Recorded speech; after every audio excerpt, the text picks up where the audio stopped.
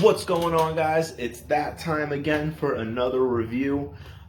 This review right here is going to be a movie that was very big this year for me. Scream 2022. I will say ahead of time that this review is going to have some spoilers. It's going to really talk about the movie as a whole and how I feel about it, if I would recommend going to see it, and everything in between. Okay, so before you see this, before you watch this, just know that there will be spoilers in this review.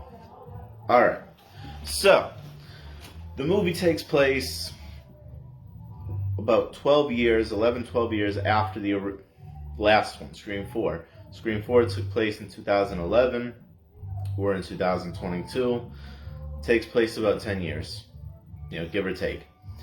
And you got this new group of people, this new group of kids that are starting to get attacked, starting to get murdered, and everyone's like, what the hell's going on? We got Ghostface again terrorizing Woodsboro. Now, I liked in the movie how they portrayed the legacy characters and how they also portrayed the new characters, because you didn't really know where they were going to go with it. You didn't know if it was going to be focused solely on the main characters, like the trailers make it seem, or if you're going to really start focusing on the next brand with the series, because you got 3 main characters left. How long can they really do it? How many times can Sidney Prescott be the final girl?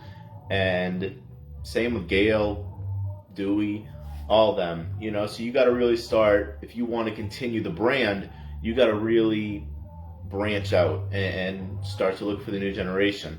And I think they did a really good job with that. I think they really did with the new main character, the new Sidney Prescott. This is a big spoiler, guys.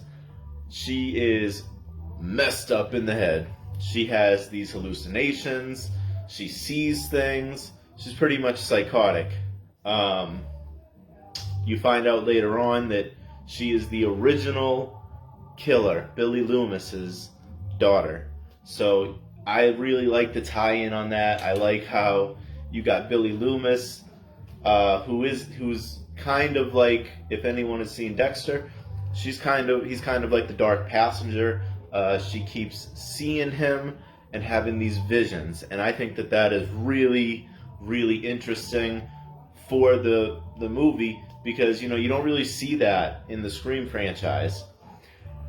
Other things, they play on a lot with prior movies, or as in their world it's Stab, but they play on to that, and I really like that version of meta that they do in any of the Scream movies, really. There's one point where one of the new girls is watching the original Stab, and she's literally doing the same exact things as Randy when he was on the couch, because you find out that the final scene in this movie is in the original house. So everything comes full circle, because the killers wanted to recreate, because they thought that the Stab franchise was not up to par. It wasn't what it used to be. So they were trying to recreate and mold into a better, it's almost like toxic fandom. It's a toxic fan base that we see, and we don't see that with just horror movies. I'm a big wrestling fan. We see that with wrestling. Pretty much anything on the internet that you can have an opinion on, you're gonna have an opinion on, and it's very toxic. How we are in 2022.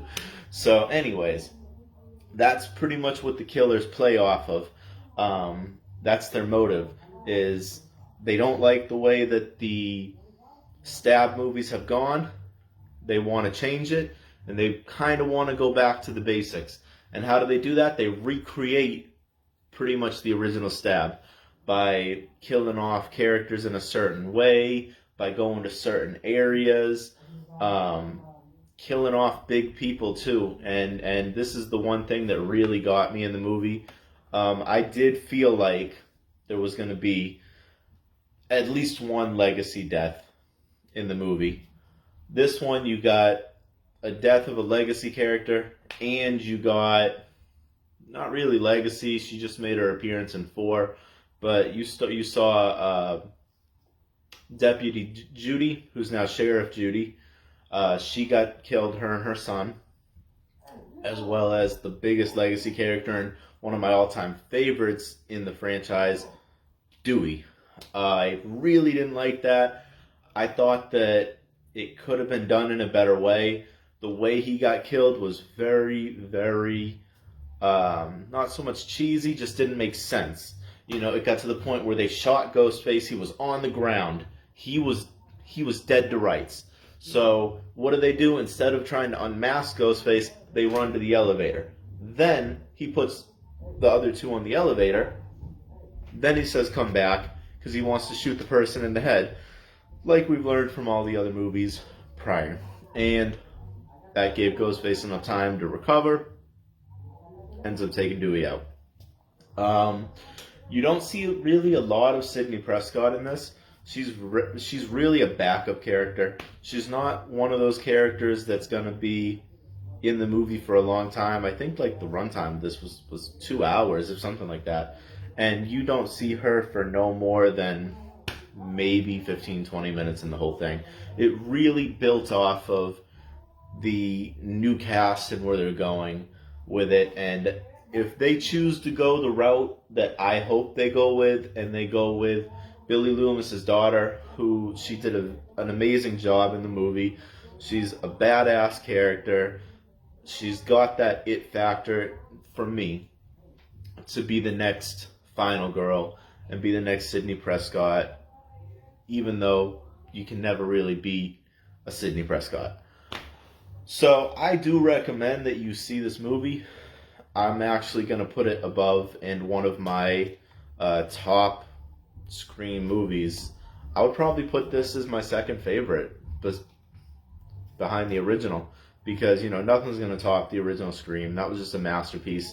And Wes Craven, I think that he would be proud. This is his first Scream movie that he wasn't able to be a part of course, because he passed away. And a lot of people were also wondering how that would portray in the movie. How would it look without Wes Craven? And they did a fantastic job. It had that Scream feeling to it.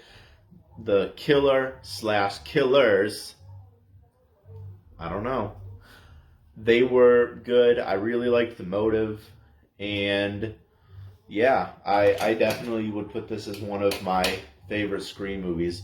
So if you haven't seen it, go check it out. Again, guys, if you guys like these videos, like and subscribe. It really helps me. I'm really trying to build this page up and build this base up. And I'd like to do more reviews and like to do more things around where I live and even where I don't live and travel. So there's a cheap plug right there. Like and subscribe these videos. So that'll do it for this review.